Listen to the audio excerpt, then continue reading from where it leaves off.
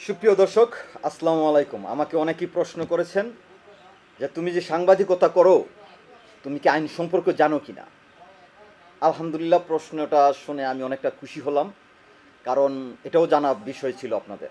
আমার হাতে দেখতে পারতেছেন একটি আইনি বই, এর নাম হচ্ছে মাইনর অ্যাক্ট।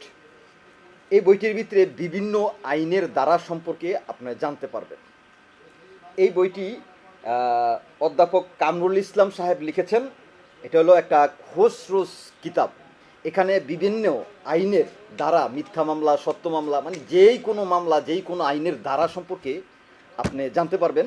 কারণ এটা আমি দীর্ঘদিন ধরে পড়ছি এবং এটা সহকারে আরও অনেক বইও আমি পড়েছি।